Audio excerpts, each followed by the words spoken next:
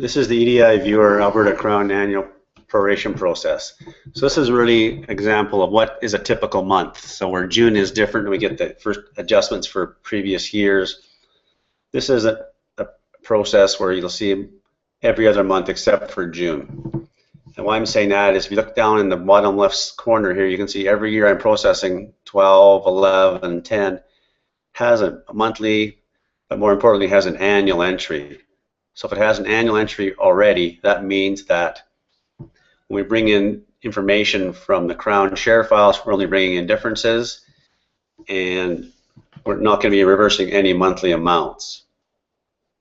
So to start, if I hit retrieve here to bring in get my prompt to bring in my Crown share data, I want to say yes here. It's going to bring in all the amounts. Look at the differences. In the previous videos I've shown you 2012 brought in full amounts.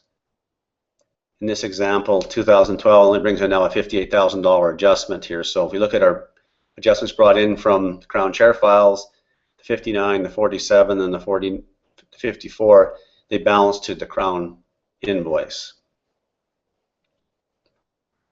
So that's fine there. If we go down to 2012, I'm looking here, I can just see some data and some numbers there. So the proration is the same process. If I'm happy with those numbers, prorate annual at a balance by 0, 0, 0, everything's balancing for me, continue, and it's doing the proration now. So again, it has to go through every facility, checking these for the CCA and adjustment amounts. And if it finds them there, then it goes through and does a denominator calculation to go through and get the total for that facility for that production year.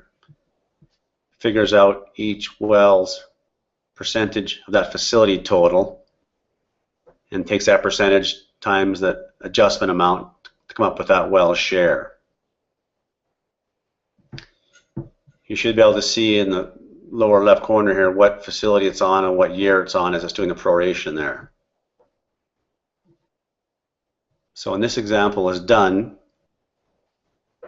I'll show you how to, again, to balance things, because I can see an example here on the right hand side where I'm looking at facility 1547.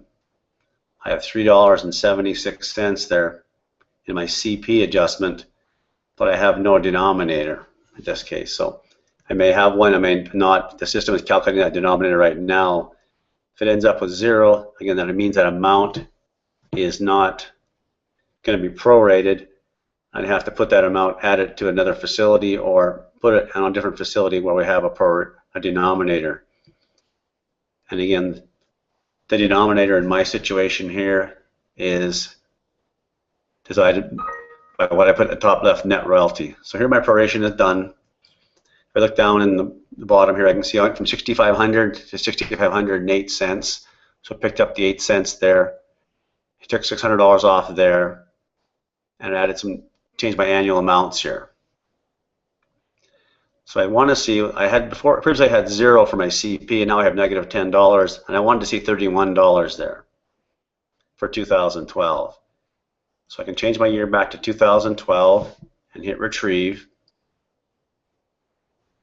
I can say show facilities that can't be prorated, and I see there's $42 coming up for CP, which didn't get prorated.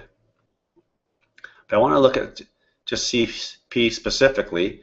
I can say show all facilities, and again, you can use the filter on this window. So if I choose the filter up here, I can say filter, show me where the annual CP adjustment, and you can put a less than equal sign without a space. That means not equal to.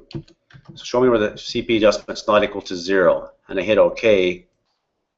And now it's just showing me the 4 rows that actually have the CP adjustment for 2012. So here's my $10.87 with the denominator, and that's what ended up happening, getting put into the prorated amounts.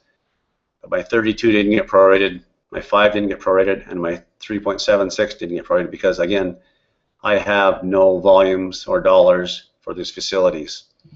In your situation, I don't think this will happen because you have full year data, so you should be okay with that.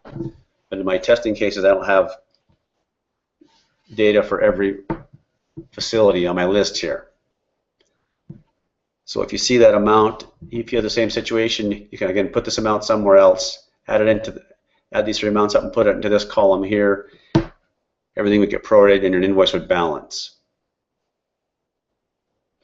So this is what happens on a more typical month. If I want to get rid of the filter, again, go back to filter. It's highlighted already for me. Hit the delete key. It's gone. Okay, and I have all my facilities back. So I went and looked at the annual proration details, retrieve that. I can just see there's smaller amounts here. So there's 2010. I have my 8 cents for CCA, my 4 cents, and my 12 cents went in here.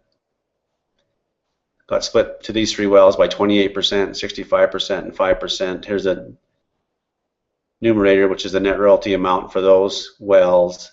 The net royalty amount for that facility is the denominator.